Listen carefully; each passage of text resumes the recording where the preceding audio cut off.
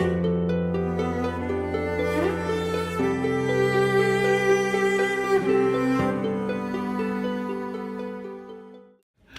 binasa ko po is the last part of the what we call farewell discourse. So basically, this is his last will and testament. Ito na po yung gusto niya para sa kanyang mga disipulo. In this particular prayer, Jesus prays for three things. Tatlong bagay po for his disciples who will be leaving, he will be leaving behind, and who will be in a few moments bewildered by all the events that will take place. The first one is that he prays that his disciples have strength. Lakas ng loob, hindi po lakas ng katawan. Lakas ng loob because of the trials that will be forthcoming. Yung mga disipulo po, paniniwala nila si Jesus ay Messiah. But not the Messiah that we know today on the cross. The Messiah who will be triumphalistic. Gusto po ng mga disipulo, when Jesus enters Jerusalem, kasama sila. Nakasakay sila sa kabayo. And that they will all be part of the triumphal entry. So, sosyo sila. Damay sila dun sa triumph ni Jesus. That is what they're thinking. But in the garden, Jesus will be arrested. So mawiwindang po yung kanilang pagkakaintindi sa pagkabisaya ni Jesus. So Jesus prays that they remain steadfast, inner strength. Pangalawa, Jesus prays that his disciples become unified. Sila po, itong 12 disciples, makakaaway po yan. Sad to say. And they were constantly fighting among themselves, just like any other group. So, when before Jesus dies, he prays, Lord, sana magkabati-bati itong mga to. They are united. Bakit sila kailangan maging united? For the third purpose. Ano yun? Because they are given ministry. Meron po silang apostolate. Meron silang mission. That's why they have to be united. Dahil may ipinagagawa si Jesus sa kanila. Ano ba yun? Father, ang ganda ng exegesis mo, pero meron ba yung connection sa buhay namin? Or sa buhay ng mga naiwan ni Tito Vic? Yes, meron po. The same things that Jesus prayed for his disciples, we pray for those who Tito Vic has left behind.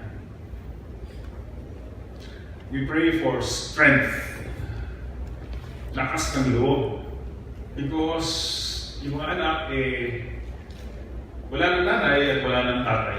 Ikaw na ang nasa front line. You cannot ask your father or your mother, ano ba gagawin ko rito?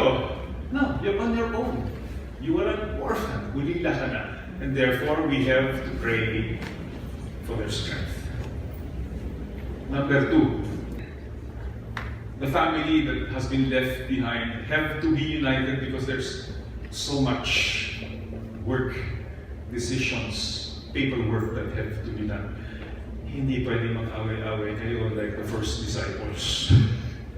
Because there is so much that have to be done. Number three, faithfulness to the mission. So meron mga iniwan tong values that is considered to be a treasure. I will just mention two, pero madami po. Number one is his personal relationship with God.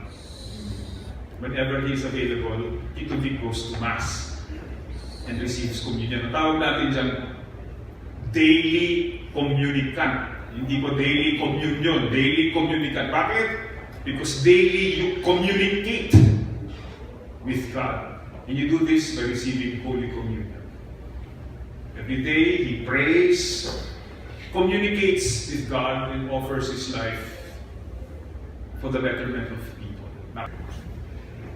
A true, genuine relationship with God has to spill over. Hindi mo naiiwan sa horizontal. It has to go to the vertical dimension. At meron din po sa Tito Vic. Marami po siyang tinulungan na tao. And yung mga nakasakit sa kanya, ay napapatawad po niya. And this is a virtue is worth emulating. Continue.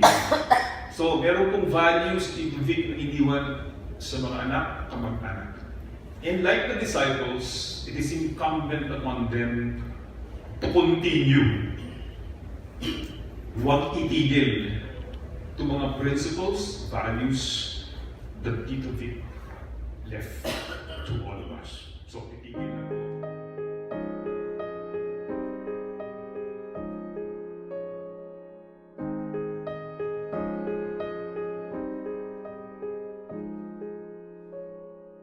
God on high,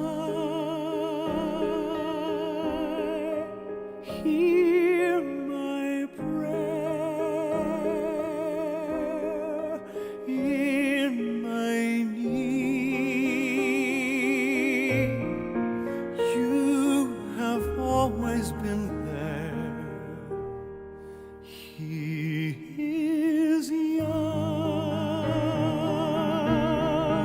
He's afraid. Let him rest. Heaven blessed. Bring him home.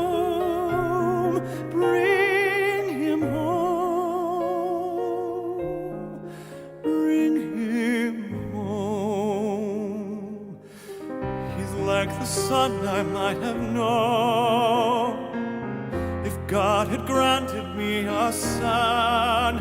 The summers die one by one. How soon they fly on and on. And I am old and will be gone. Bring him peace, bring him joy.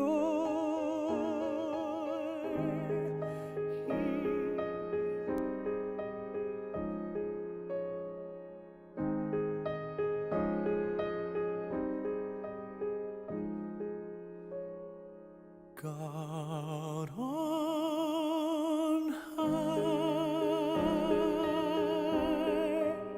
hear my prayer in my need. You have always been there. He is young. He's afraid. Let him rest. Heaven blessed. Bring him home. Bring him home. Bring him home. He's like the son I might have known if God had granted me a son.